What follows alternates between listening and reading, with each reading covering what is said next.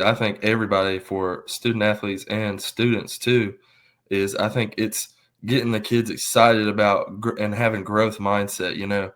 All it takes is an initial, like a hair of growth, and that's enough to motivate a kid to want to do more, want to get better. If we're talking about our student athletes, maybe it's go to another lift, maybe go do drills outside of practice. If it's a student, go to extra tutoring. Study some more at home. Be sure about getting your grades turned in and assignments turned in on time. So I do agree. I think that I think that correlates with both. Is developing a growth mindset.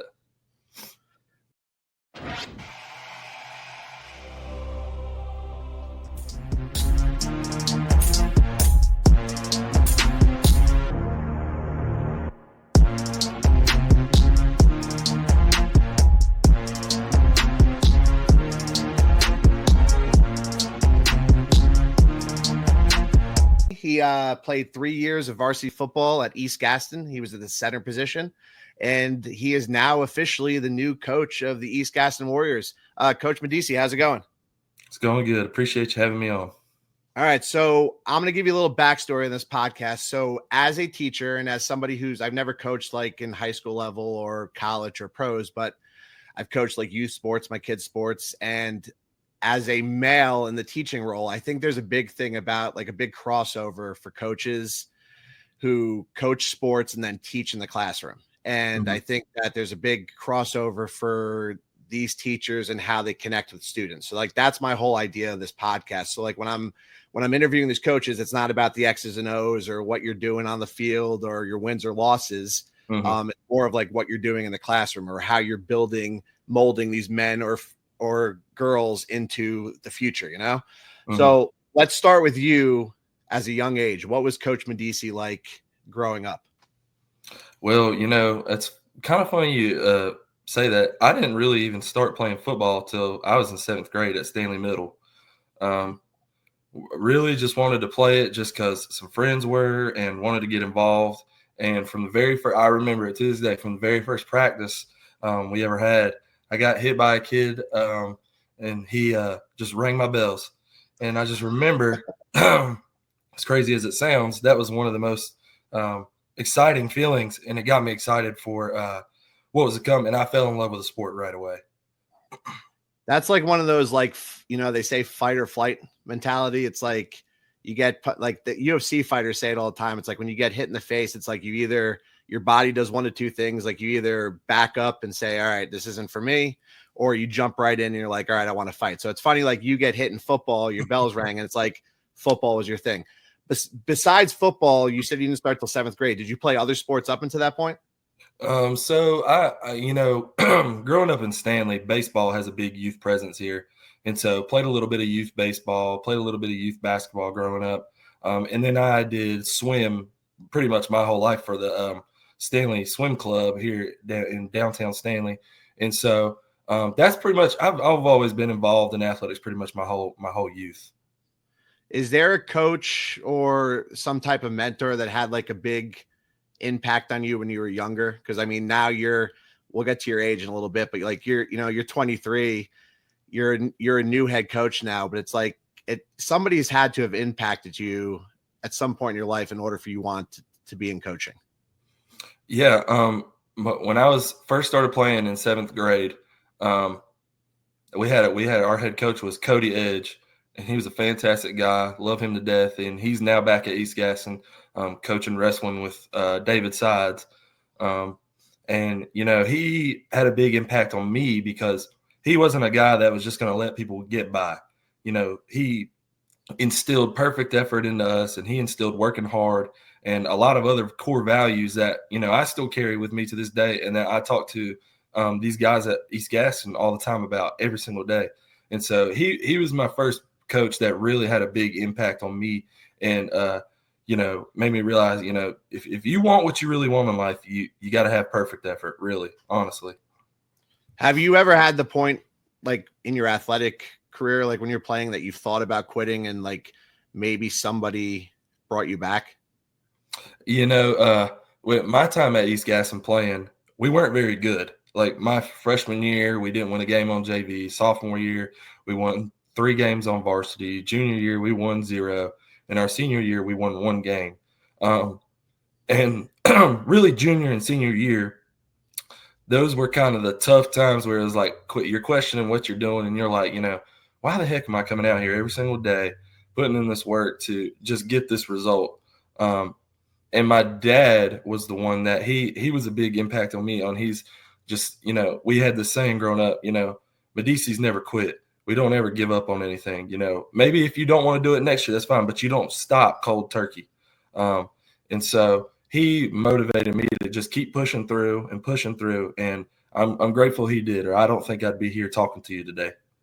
So your dad's thing about, not quitting cold turkey, that's exactly like, my oldest son, Jackson, then I have another boy, and then obviously a girl. And I say the same thing, like, even if you don't want to play it again next year, we have to finish the season. Like, you're not going to quit in the middle because you got your teammates, you have your coach, you've committed to it. It's a thing. And it's like, what's been the most rewarding thing for you so far, either being a coach on the field because you were the defensive coordinator this past season, or in the classroom because you are the PE teacher right now? Or is that your role at?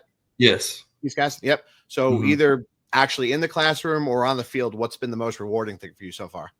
And the most rewarding thing to me, and this is a coach cliche answer, but it really is true and is important to me, is the relationships. That's, take away the X's and O's, take away the drills, what we do in practice, blah, blah, blah. I do this for the relationships. I do this for these guys that are young guys that need guidance, that I love and care about. And I'm trying to push them to the right direction to become a man, but also become not just a champion in life, but a champion on the field as well. But these relationships, like with every single player and all my students, that's the number one most important thing for me. I just love being able to talk to these kids, learn about them, motivate them. That's why I do this. So you say the thing about relationships. So now what's kind of crazy and funny at the same time is we go back, probably like a month ago, maybe a month and a half ago, the former coach gets fired, right? Now, I don't know anything about what was going on other than just my son being a part of the team. And I know that the relationship you had with my son. And what's crazy is they never really posted the job, like looking for it. And I'm like, well, I think if anybody should get the job, it could be Coach Medici. I wasn't sure if anybody else would get it. And then fast forward, you get the job. So it's like the relationship thing's working out for you. Like, I'm not just saying this because you're sitting in front of me. It's funny. You were the name that, like, based on Jackson's relationship with you, and I'm assuming you have that same relationship with these other kids, and you're saying it right now, you were the choice. Like, it's just funny. Like, I don't know any of the other coaches on the coaching staff other than just people like from hearing names here and there, but you were a big enough impact that your name was brought up several times in our house. So it's just like, that's kudos to you, man, because you earned it. Appreciate it. Did you always see yourself working in education? Like, what was your goal? Like, if you go back to 17-year-old Medici, what's your goal for you? Well, my mom actually is a teacher as well. She's taught at Stanley Middle School for, I think, going on 25 years now. And so my mom was a teacher. My late aunt was a teacher. My cousin is a teacher. My grandmother was involved in school. So school's always kind of been a big part of my life. And I didn't always want to be in education. But then, about my junior year of high school, I realized, I want to be a coach. I want to be a head coach at some point. And so I know I'm going to have to get involved in school. And it's funny, before I switched my major at App State to PE, I actually was going to try and be an earth and environmental science teacher. I had a teacher. She's still at East Gaston, Sherry McGee. She's one of my all-time favorite teachers I ever had. She had a big impact on me, and I love her to death. And ever since I took her class, I was like, okay, I like earth and environmental science. This is fun. And so that's what I initially wanted to teach.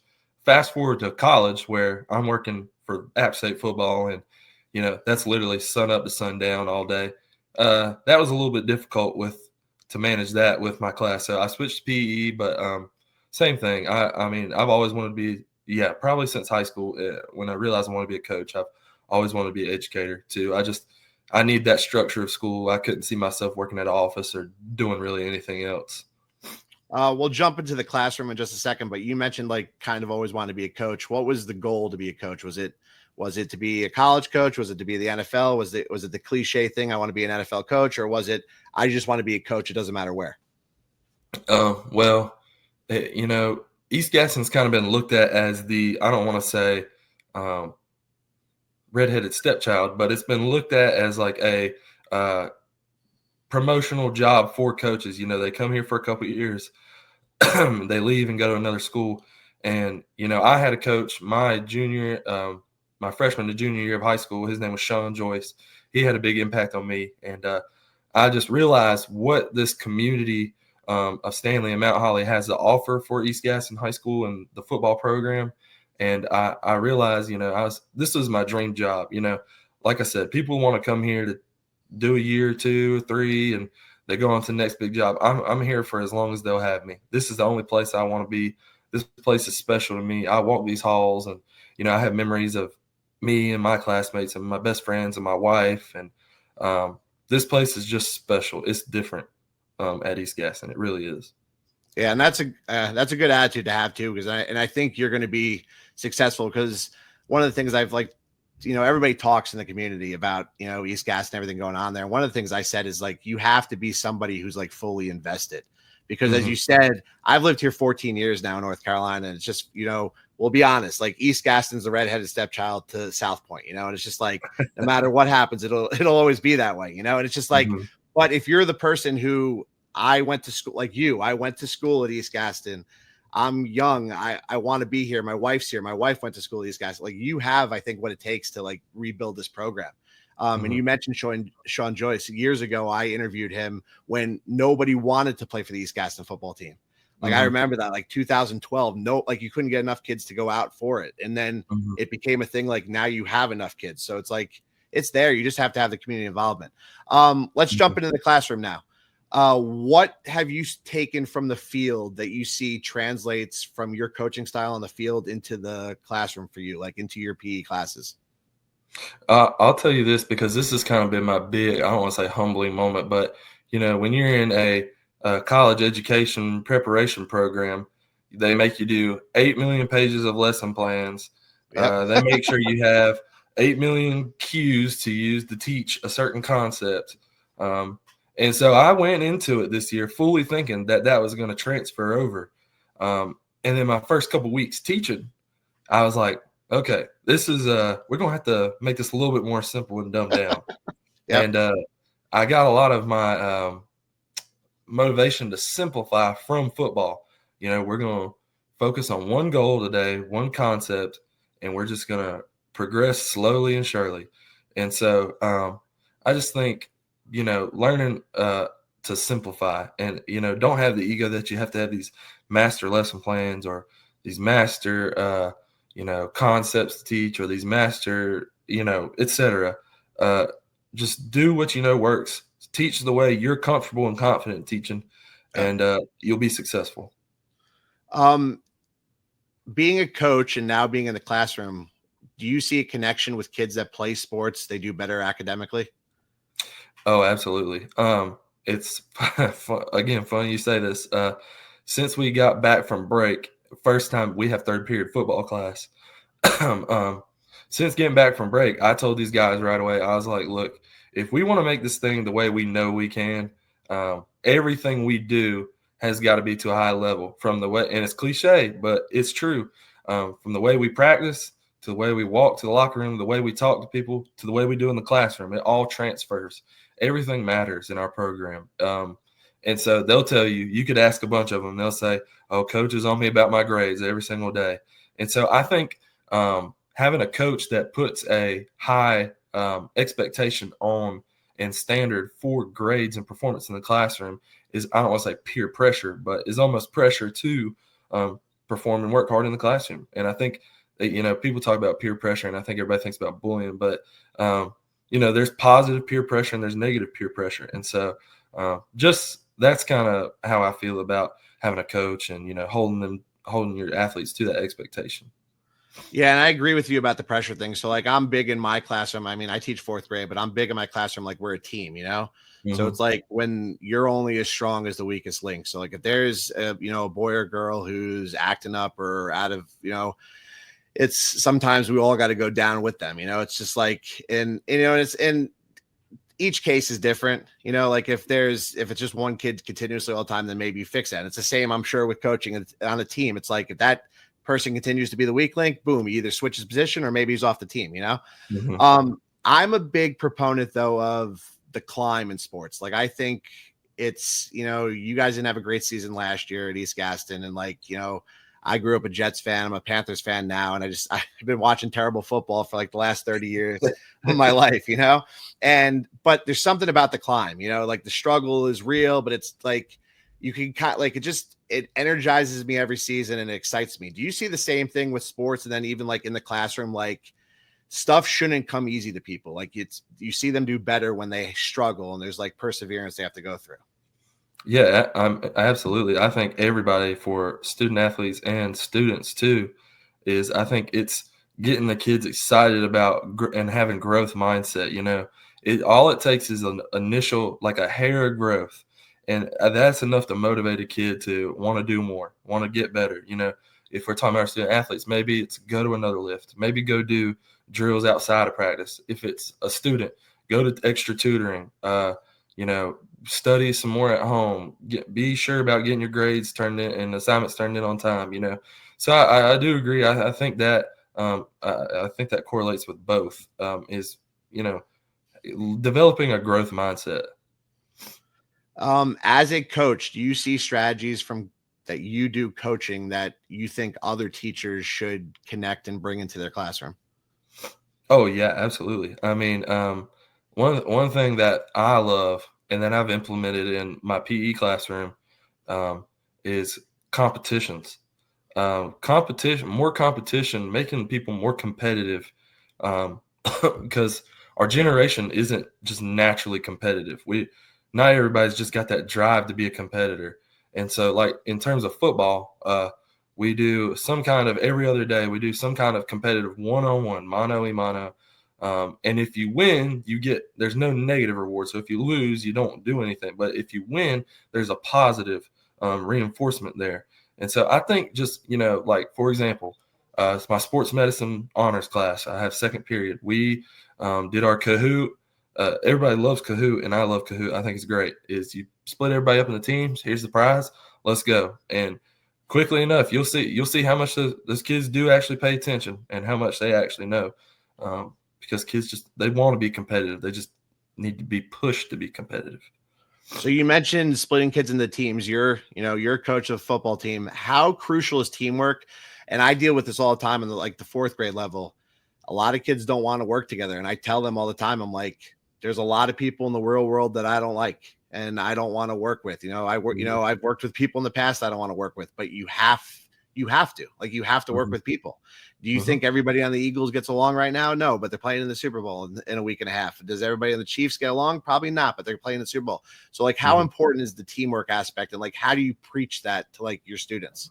That's everything to me. That's literally what, that's where football is and team sports are so much different than like a golf or a wrestling or swimming. No knock on those sports, but that's what these team sports like a football, basketball, softball, baseball, that's where there's so much different is to make the thing really go round. Everybody's got to work together to achieve a common goal.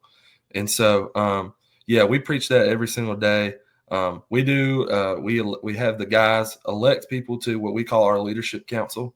And so we've got about 6 guys in our council right now, and we're kind of mentoring them on how to be a leader.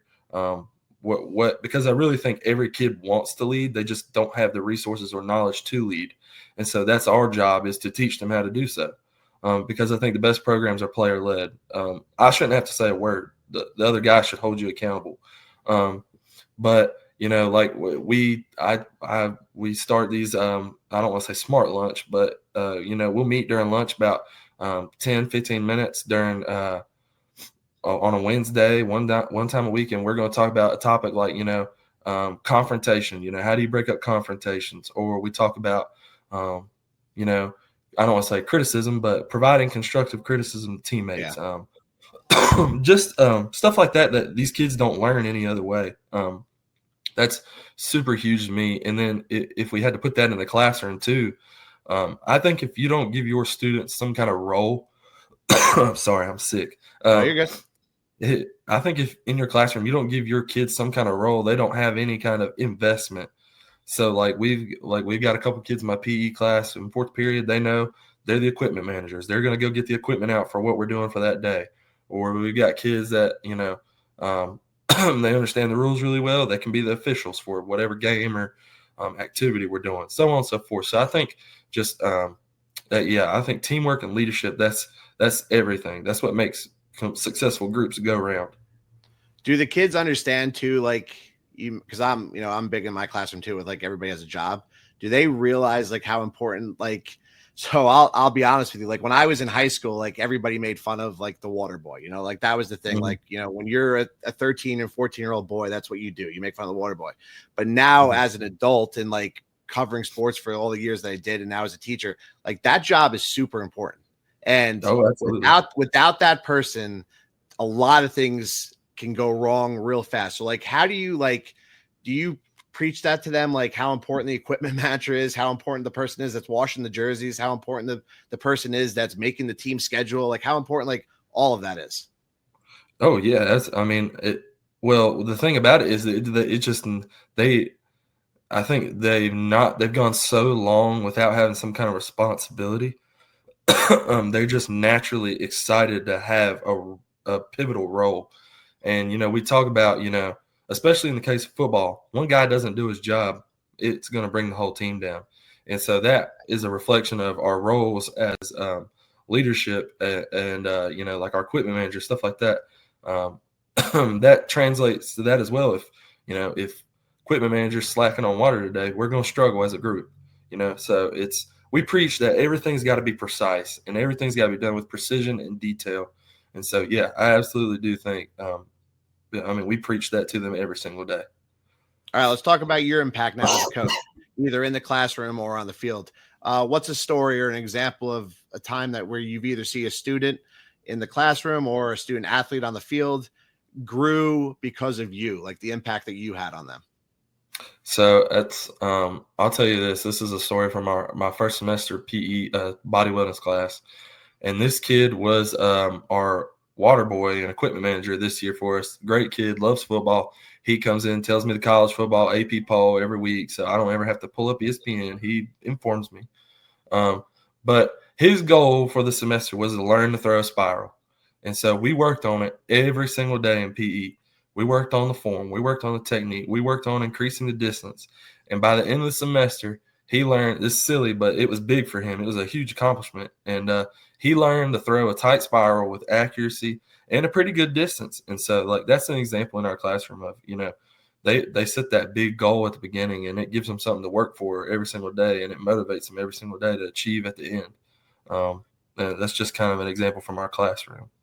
That's awesome too, because I can't throw a great spiral. Like I could throw a spiral, but it's not great. And if it is great, if it's great, it's not accurate either. How do you handle motivating a student or a student athlete who struggles with confidence? Because there's a lot of kids, and I see it all the time in the elementary level. Like there's kids that they're super confident in front of their friends, but then when it comes to something that's important, they lack that confidence. Mm-hmm. Well, I think the first things first is you got to have the relationship with them. You have to have the foundation of a solid relationship with them, know them, know what they, who's in their life, who's not, who's involved, who's not, what they do. Have a solid relationship with them first, because if you don't, they're not going to, one, confide in you. So anything you try and tell them is just in one ear, out the other. So that's the first thing, is I think you got to have a relationship with them. The second thing is, like we have some kids at our school, I try and, I don't want to say give them my 2 cents, but I try and, you might give them some advice and, they just don't want to hear it. But there's people in our building, they might feel more comfortable. So you got to provide them their resources. We have our counselors are great. A lot of our kids have a lot of good relationships with our principal and our APs. And so they feel really comfortable, which is surprising. I definitely didn't think that was going to happen. But just because, everybody sees the principal and they're just, get nervous like it's the dang president or something. But they just have relationships with important people inside the building, and you got to know who then, and let the pride go. If they don't, want to talk to you about certain things or want to take your advice, just, you got to let that go. And, their betterment is number one. And so, getting them to the people they trust in and love to talk to, like an AP or a counselor or maybe a teacher. We have the best teachers in Gaston County schools. I swear to you, they love kids. They all love kids. They love, relationships with kids. It's important to them. And that's why East Gaston's so special right now. But I think that's, relationships with either yourself or someone they trust. That's the number one thing I would tell them.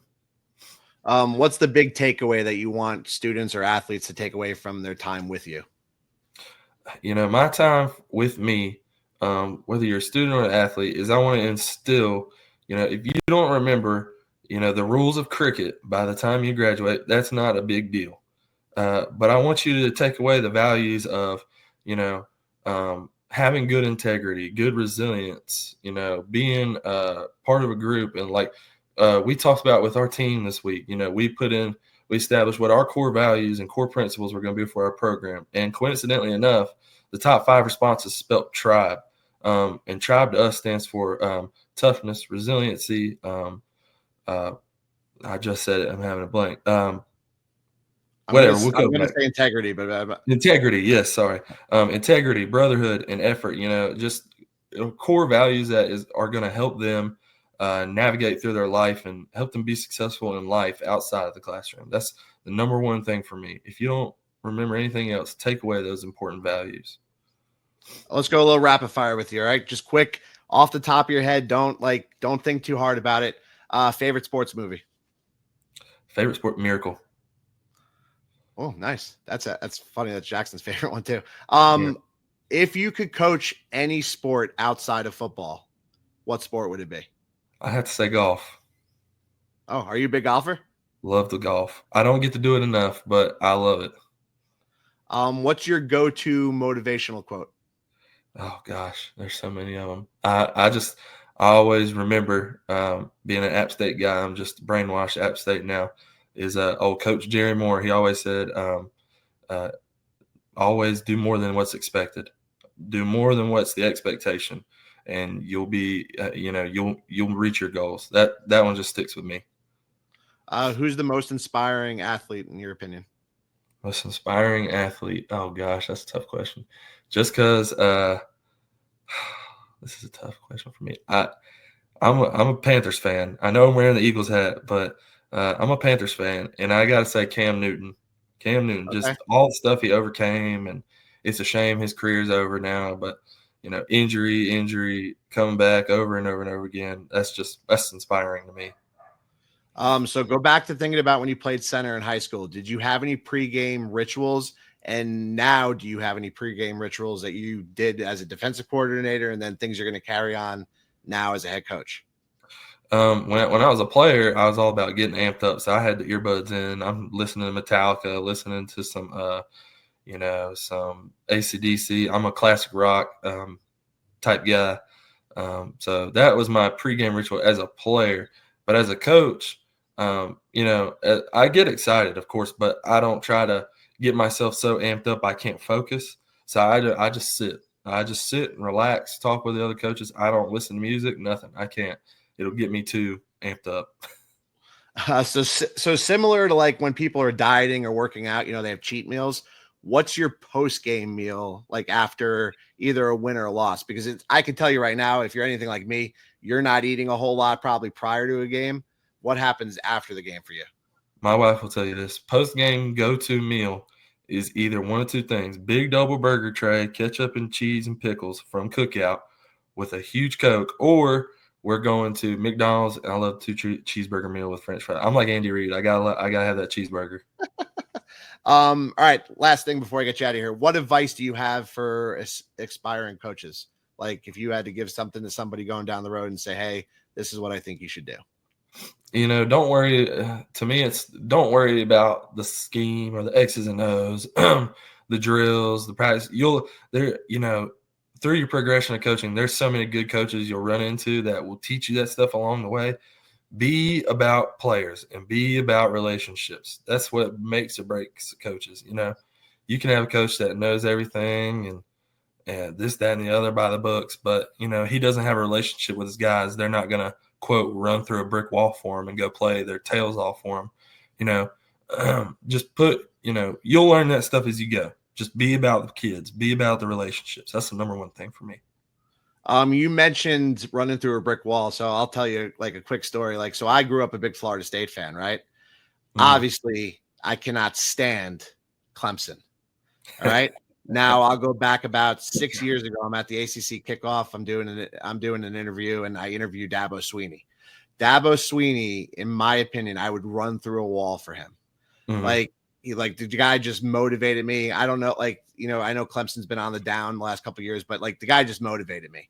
Has there been a coach, like what's a coach in your life like that's like you would do whatever for them, as far as like, and I don't mean like directly in your life, like somebody you played with. I mean, like, who's a coach that you watched that you're like, I would do whatever that guy asked me to do? Like, I feel like guys like Nick Saban, like everybody would do something for Nick Saban. Like, is there anybody like that just come, like, because me being a Florida State fan, I would never in a million years tell you Dabo Swinney. And now it's like after talking to him, it's like, man, I would do anything for that guy. To me, it's been around a lot of good college coaches and been around a lot of good high school coaches as well. To me, and this is personal, it's my high school offensive line coach, Jeffrey Beal. He was a guy that he was kind of like me. He was young, stepping into a big role, and people doubted what he knew or what he could get done, but he motivated us every week to perform to the best of our ability. And just the love and relationship we had with him, we went out there, we were going to be the best front five in the county, by God, because we love that man to death, and we were going to do whatever it took for us to make him look good. And that's my guy, Jeffrey Beal. All right, the legit last question for you. So you go back to high school, your goal coming out of high school into college is, you want to be in coaching it somehow. What's the goal now for Coach Medici? Like, what's your big end goal now? Big goal here, plain and simple, go win a state championship.